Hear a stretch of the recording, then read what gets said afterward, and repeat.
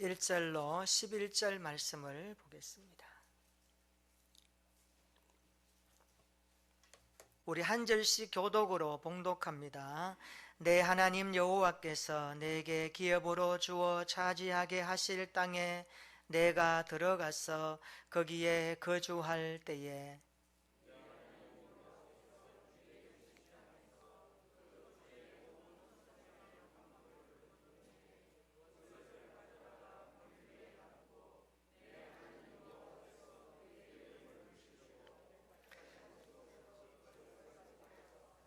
그때에 제사장에게 나아가 그에게 이르기를 내가 오늘 당신의 하나님 여호와께 아뢰나이다.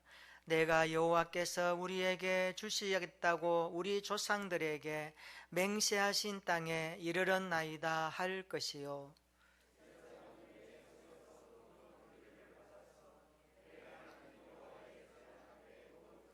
너는 또 내 하나님 여호와 앞에 아뢰기를 내 조상은 방랑하는 아람 사람으로서 애굽에 내려가 거기에서 소수로 거류하였더니 거기에서 크고 강하고 번성한 민족이 되었는데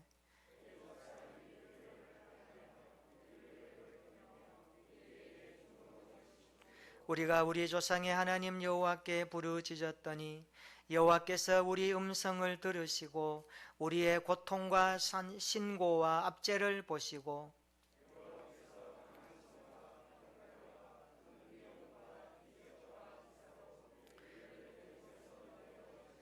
이곳으로 인도하사 이 땅 곧 젖과 꿀이 흐르는 땅을 주셨나이다.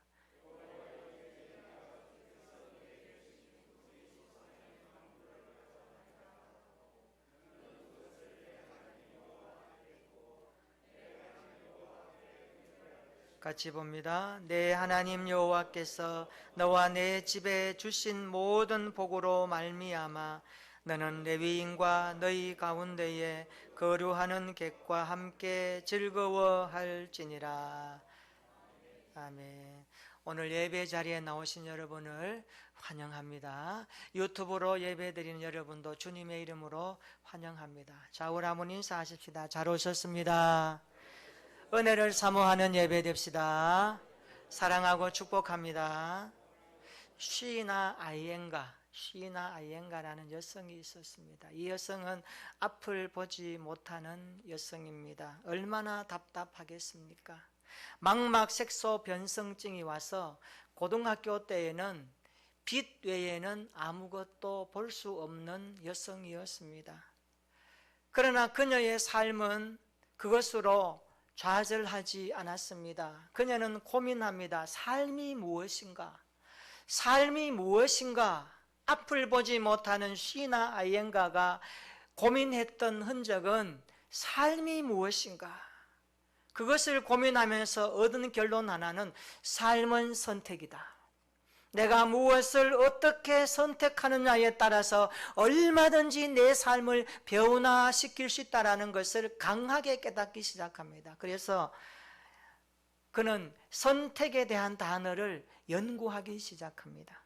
사람들이 무언가를 선택할 때 마음 안에 벌어지는 심리 과정과 의사결정 능력에 대한 것을 어떻게 끌어올릴 수 있는가, 이 부분을 연구하기 시작했습니다.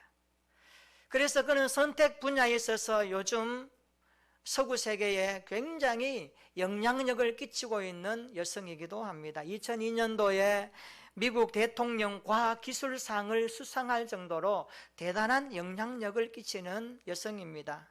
지금은 미국 콜롬비아 대학교에서 경영학 교수로 가르치고 있습니다.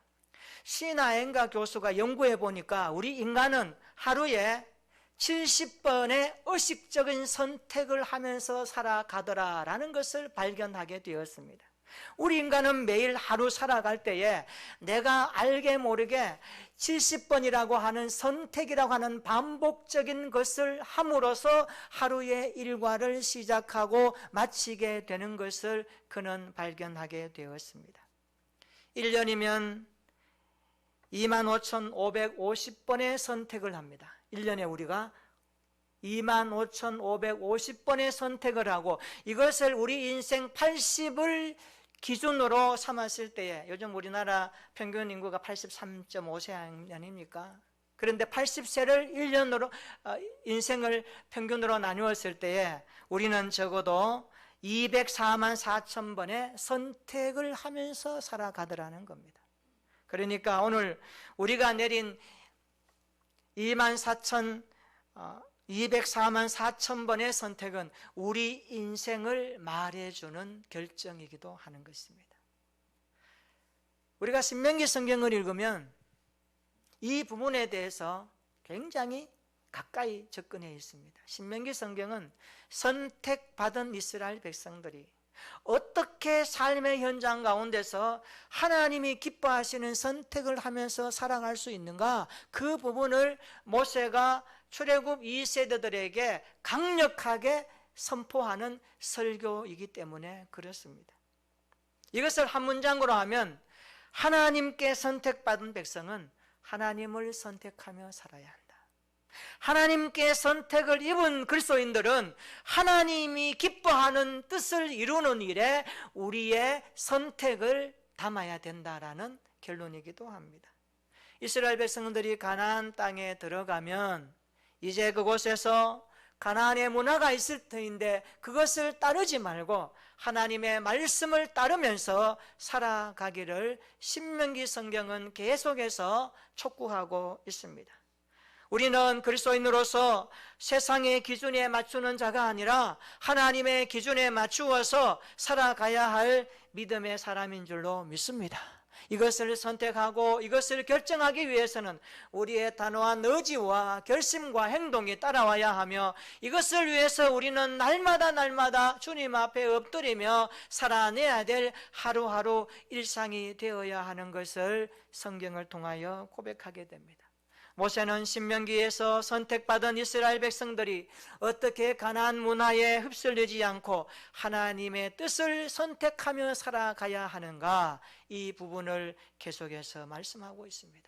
오늘 본문에 보면 하나님의 선택을 입은 이스라엘 백성들이 가나안 땅에 들어가서 농사를 합니다.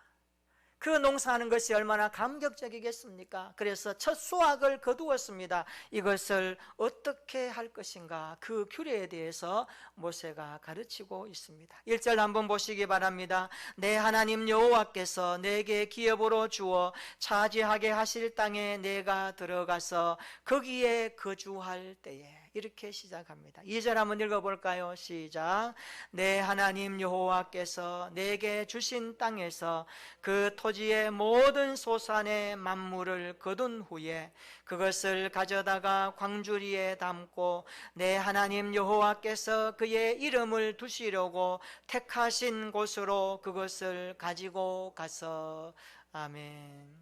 모세는 가나안 땅에서 첫 수확을 거두었을 때에 그 열매를 광주리에 담아서 여호와께 이름을 두시려고 하는 그곳에 가지고 가서 드려라, 그렇게 말씀하고 있습니다.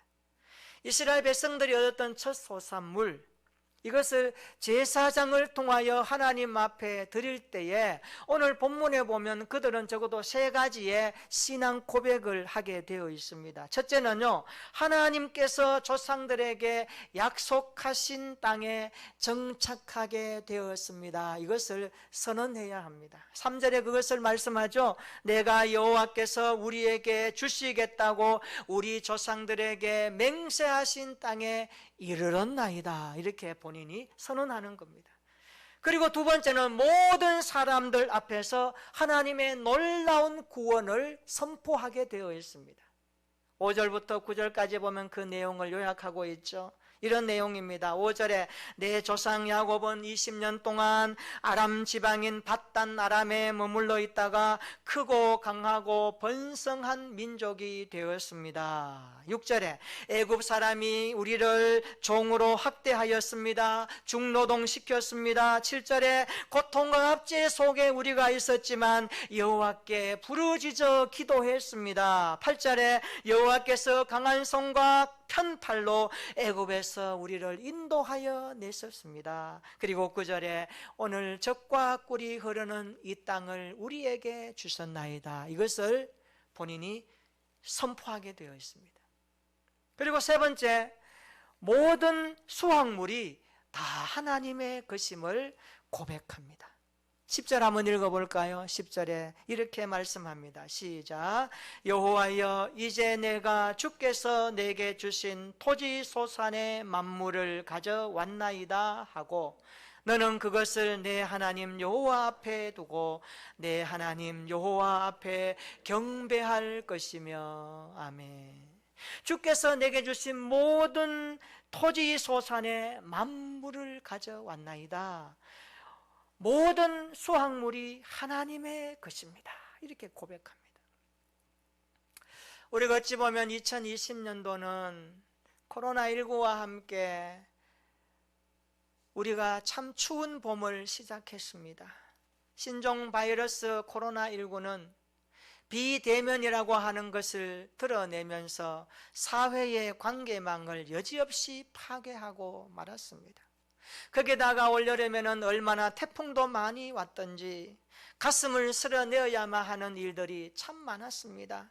그럼에도 불구하고 오늘 여기까지 우리가 있는 것은 분명 하나님의 돌보심임을 믿습니다.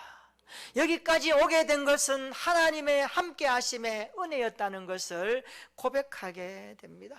이제 우리는 코로나19 때문에 아프고 힘들고 절망스럽다는 탄식이 아니라 오히려 코로나19 덕분에 내가 하나님의 돌보심을 더 철저하게 깨닫고 경험했습니다 라는 사실을 고백하는 삶이 되었으면 좋겠습니다. 계속해서 코로나가 우리에게 남아있다 하더라도 코로나 덕분에 내 신앙이 좀 더 정갈해지고 우리의 삶에 날마다 함께 하시는 하나님의 돌보심이 얼마나 크고 놀랍다는 것을 깨닫고 경험하고 확장해 갈 수 있는 우리 모두의 고백이 되기를 주님의 이름으로 축원합니다. 한번 생각해 보십시다. 이스라엘 백성들이 애굽에서 종살이를 하였습니다. 430년 동안 그들은 바로의 노예로 살아왔습니다. 오늘 본문에도 말하지만 그들은 중노동에 시달렸습니다. 아침 해가 뜨면 하루가 기다려지는 것이 아니라 오늘 하루도 어떻게 버틸까, 어떻게 살아갈까, 그것이 그들의 마음의 압박감으로 다가왔던 그런 노예 생활이었습니다. 그런데 하나님은 모세를 부르셔서 그를 통하여 그들을 출애굽하시고 광야 40년의 생활을 마감하게 하시고 하나님께서 떠돌이 생활을 마무리하고 이제 가나안 땅에 들어가게 하셔서 정착하게 됩니다. 살 집이 생겼습니다. 농사할 땅이 생겼습니다. 가족의 보금자리가 생겼습니다. 농사를 지었습니다. 열매를 거두었습니다. 이것을 어떻게 할 것인가 모세는 백성들에게 가르쳐 주고 있습니다. 그것을 하나님 앞에 드리라. 그것을 여호와 앞에 봉헌하라. 그것을 여호와 앞에 올려드려야 한다. 그렇게 말씀하고 있습니다. 우리 2절 다시 한번 읽어볼까요? 2절 시작. 내 하나님 여호와께서 내게 주신 땅에서 그 토지의 모든 소산의 만물을 거둔 후에 그것을 가져다가 광주리에 담고 내 하나님 여호와께서 그의 이름을 두시려고 택하신 곳으로 그것을 가지고 가서, 그렇게 말씀합니다. 아주 정확하게 어떻게 하라 방법과 장소까지 언급하면서 그들이 가나안 땅에 들어갔을 때에 정착하고 수확했을 때에 그 첫 열매를 어떻게 하나님 앞에 드릴 것인가, 이것을 말씀합니다. 여기 보면 모세는 모든 소산의 만물을 가져다가 그것을 여호와께 드리라, 이렇게 말씀하고 있습니다. 여기에 나오는 모든 소산의 만물, 이게 뭘까요? 모든 소산의 만물, 이것은 가나안 땅에서 수확한 최초의 열매 중에서도 가장 좋은 것을 뜻하고 있습니다. 거둔 최초의 열매 중에서도 가장 좋은 열매가 만물이라는 단어입니다. 소산의 만물, 거둔 열매 중에서 최고로 좋은 거, 그거 하나님 앞에 드려야 한다. 그거 하나님 앞에 바쳐야 한다. 그거 여호와 앞에 드려야 된다. 경배하면서 드려야 된다. 그렇게 모세는 백성들에게 설교하고 있습니다. 왜 이렇게 할까요? 모세가 왜 수확한 첫 열매 중에서 가장 좋은 것 만물을 여호와 하나님 앞에 드려라고 가르쳐 주고 있을까요? 여기에는 몇 가지 의미가 있습니다. 오늘 본문의 내용은 이것이 포인트입니다. 왜 모세는 이스라엘 백성들이 가나안 땅에 들어가 농사하고 수확한 첫 열매 중에서 가장 좋은 만물을 하나님 앞에 드려라 그렇게 가르치고 있을까요? 여기는 몇 가지 의미가 담겨 있습니다. 첫째는요, 모든 생명의 소유권이 하나님께 있음을 고백하라는 가르침입니다. 모든 생명의 소유권이 하나님께 있다라는 것을 너희가 이것을 통하여 고백해야 된다 그렇게 말씀하고 있습니다. 가나안 땅에는 풍요의 우상 바알을 숭배하는 문화였습니다. 그래서 그들은 농사하기 전에 바알과 아세라 신전에 가서 제사를 드리면서 죄를 짓습니다. 음란하게 짓고 그들이 짓는 죄는 하나님이 진노하는 죄입니다. 그래서 가나안 족속 7족속을 진멸할 뿐만 아니라 모세가 수차 계속하여 백성들에게 너희가 가나안 땅에 들어가면 그들과 혼인하지도 말고 그들과 결탁하지도 말고 너희의 거룩한 정체성을 가지고 하나님의 백성답게 살아야 된다. 가나안 풍토의 문화와 환경과 여건에 동화되지 말고 너희는 너희 백성 하나님의 백성답게 사는 것이 너희의 삶의 본분이라는 것을 계속해서 말씀하고 있습니다. 신명기 7장에 보면 하나님께서 가나안 땅에 생겨지는 이런 것들은 하나도 남기지 말고 진멸하라고 그렇게 말씀합니다. 이스라엘 백성들이 그래서 가나안 땅에서 농사를 하여 첫 수확을 얻었을 때에 가장 좋은 것을 하나님 앞에 드릴 때에 그것은 풍요의 신 바알이 준 것이 아니라 생명을 창조하시고 씨앗을 발아하게 하시고 이른 비와 늦은 비를 주시고 이슬을 내신 하나님의 소관이다. 그 하나님 앞에 너희가 영광을 돌려드리고 그 하나님께 감사하고 그 하나님이 이렇게 추수하게 하신 은혜를 잊지 말라 그렇게 고백합니다. 이것이 바로 생명의 소유권이 하나님께 있음을 인정하고 고백하라는 신앙입니다. 그렇습니다. 생명의 소유권이 하나님께 있습니다. 땅은 풀과 씨 맺는 채소와 각기 종류대로 씨 가진 열매를 만드신 분이 우리 하나님이십니다. 이것을 믿고 고백할 수 있기를 주님의 이름으로 축원합니다. 내 생명의 호흡을 붙들고 계시는 분이 여호와 하나님이심을 고백할 수 있기를 주님의 이름으로 축원합니다. 그래서 그들이 이렇게 하나님 앞에 드리면서 생명의 소유권이 하나님께 있음을 진정으로 고백하라고 말씀하고 있습니다. 둘째는 언약에 신실하신 하나님께 대한 신앙 고백입니다. 언약에 신실하신 하나님께 대한 신앙 고백입니다. 하나님은 일찍이 아브라함을 부르셔서 창세기 12장 2절에 이렇게 말씀합니다. 내가 너로 큰 민족을 이루고 내게 복을 주어 내 이름을 창대하게 하리니 너는 복이 될지라. 너는 복이 될지라. 이 말씀이 그 아들 이삭에게 그리고 야곱을 통하여 12아들로 통하여 요셉에게 흘러가지 않습니까? 일찍이 하나님은 아브라함의 후손들에게 가나안 땅을 주시겠다고 약속하셨는데 이 약속이 이루어지고 애굽 종살이에서 출애굽하여 광야를 지나 가나안 땅을 눈앞에 두고 있는 시점에 하나님은 모세를 통하여 재확인하십니다. 너희가 하나님께서 주시겠다고 한 그 땅에 들어갈 때에 그 언약에 신실하신 하나님을 섬기고 예배드리는 것이 무엇인 줄 아느냐?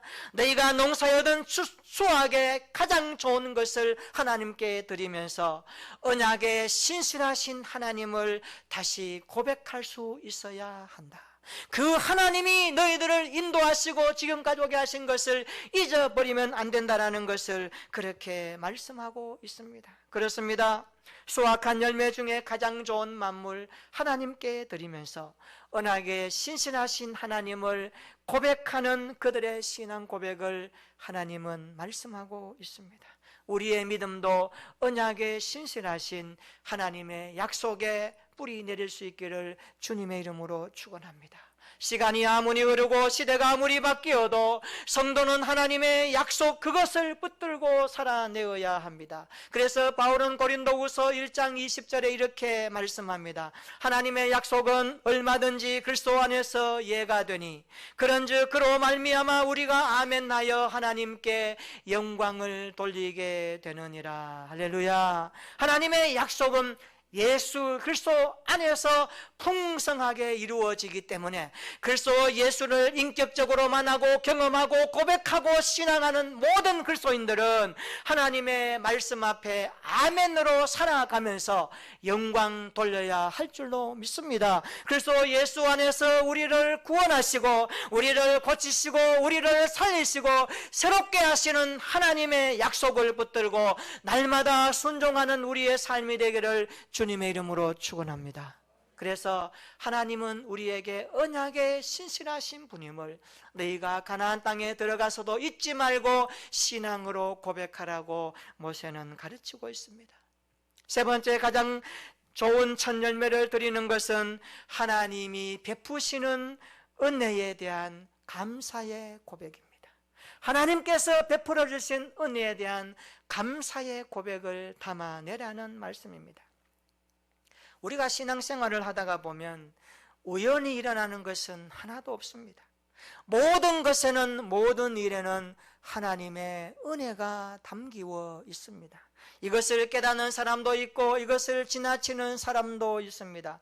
모세는 이스라엘 백성들에게 가나안 땅에 들어가 농사하여 모든 소산물을 거둘 때에 하나님이 베푸신 은혜를 기억하며 그 은혜에 감사하며 하나님 앞에 예배 드릴 것을 다시 한번 말씀하고 있습니다. 우리 11절 한번 읽어볼까요? 11절입니다. 시작. 내 하나님 여호와께서 너와 내 집에 주신 모든 복으로 말미암아 너는 레위인과 너희 가운데에 거류하는 객과 함께 즐거워할지니라. 아멘. 여호와께서 너와 내 집에 주신 모든 복으로 말미암아 그랬습니다. 여기 모든 복으로 말미암아, 이 말은 단순히 가나안 땅에서 허락하신 토지의 모든 소산물만을 의미하지는 않습니다. 이것은 하나님께서 이스라엘 백성들에게 베푸신 모든 은혜를 총칭해서 하시는 말씀입니다. 우리의 인생길에 하나님의 모든 은혜가 드리워 있다는 말씀입니다.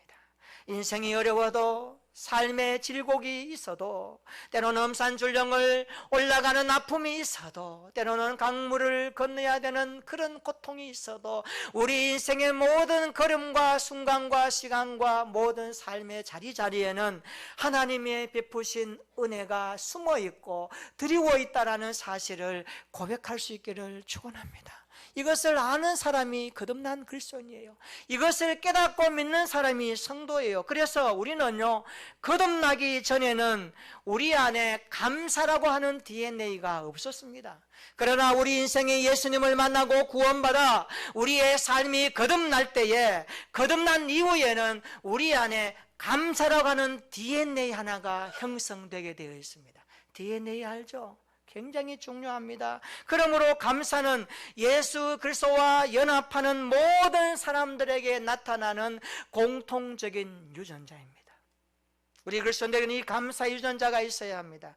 여러분, 이 유전자가 실종되는 순간에 비판과 불평의 가시가 돋아나서 온몸과 마음과 영혼을 찌른다는 것을 깨달아야 합니다. 이것은 감사의 DNA가 작동하지 않는다는 신호입니다. 그래서 우리는 감사의 DNA 센서가 정상적으로 작동하고 있는가를 날마다 체크해 보아야 합니다. 말씀 앞에서, 기도의 거울 앞에서 진심 어린 하나님 앞에 엎드림 가운데 내 안에 구원받은 이후에 하나님이 주신 감사라고 하는 DNA가 건강하게 작동하고 있는가? 모든 범사 일터 가운데 하나님의 은혜가 어떤 것인가를 깨닫고 믿고 감사하는가? 내 삶에 어려운 힘든 일이 있더라도 불평보다는 더 하나님의 사랑이 크다는 것을 믿으면서 감사하고 있는가를 체크하며 보면 그것이 여러분의 신앙의 건강성입니다. 사랑하는 성도 여러분, 어떻습니까? 나의 신앙생활에 감사 DNA가 작동하고 있습니까? 하나님이 베푸시는 은혜에 대하여 날마다 감사하고 있습니까? 우리 교회 모든 성도들에게 감사 DNA가 건강하게 작동할 수 있기를 주님의 이름으로 축원합니다. 감사 센스가 민감하게 작동할 수 있기를 축원합니다. 하나님의 은혜에 기초한 감사는 그래서 전천후 감사가 되는 것입니다.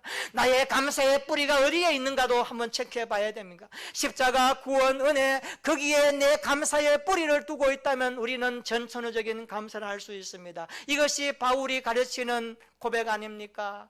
항상 기뻐하라, 쉬지 말고 기도하라.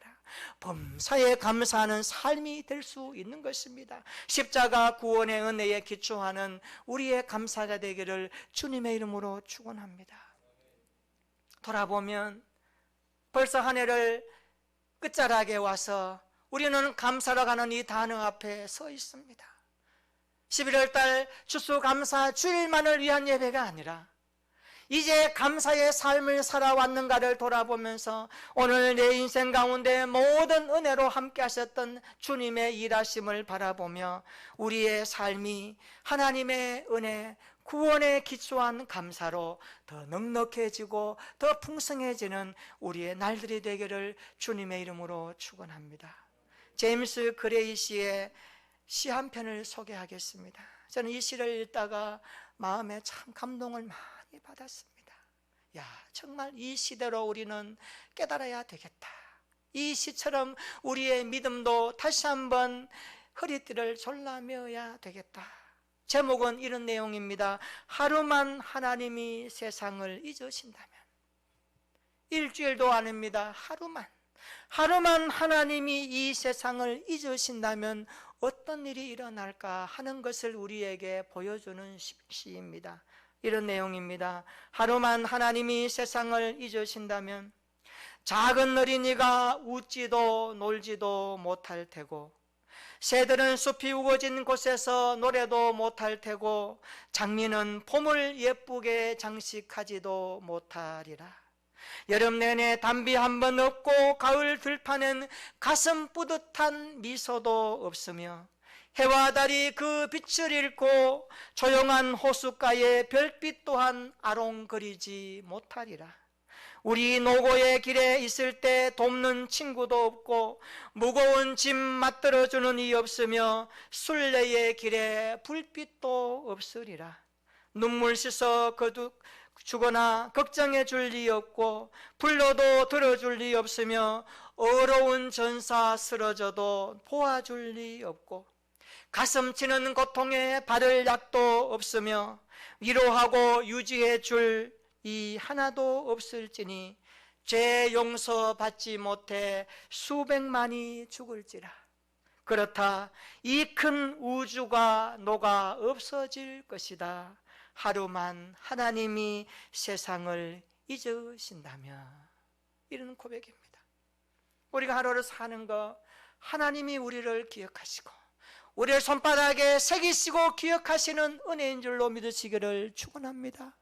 우리가 불 가운데 지나고 물 가운데 지날지라도 야곱아 내가 너를 사랑한다, 내가 너를 기억한다 하시는 주님의 은혜 때문에 오늘 이 시간까지 살아오게 된 줄로 고백할 수 있기를 주님의 이름으로 축원합니다.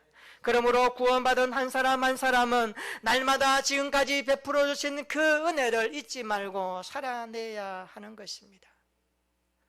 참 지혜로운 권사님 한 분이 있었습니다. 이 권사님은 어느 날 아들 삼형제를 불러놓고 이렇게 말합니다. 아들아, 내가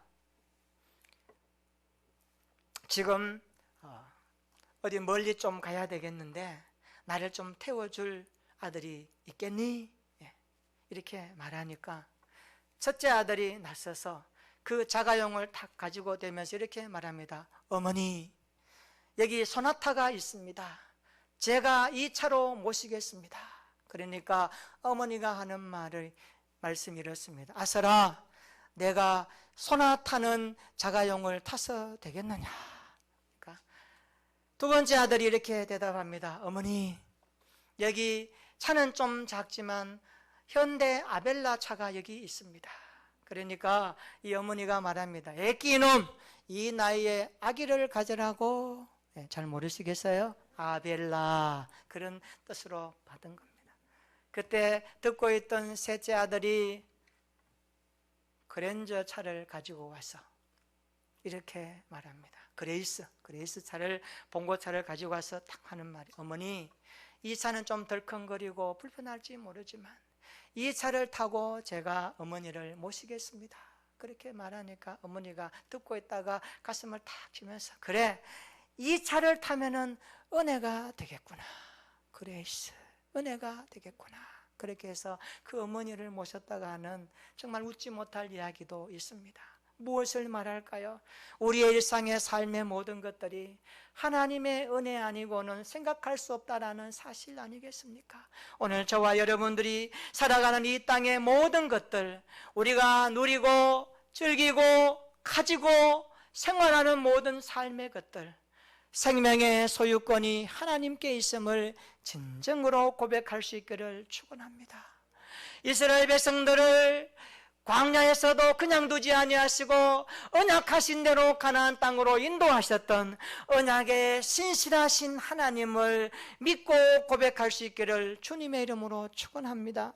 날마다 우리 인생 가운데 베풀어 주시는 모든 은혜 때문에 우리의 삶이 살아가게 된다는 것을 감사하면서 이 감사의 계절 가을에 더 하나님 앞에 나아가는 저와 여러분들 되어져서 이번 한 주간도 이런 감사함으로 살아가는 한 주간이 되시기를 예수님의 이름으로 축원합니다. 아멘. 우리 다 같이 한번 기도하겠습니다.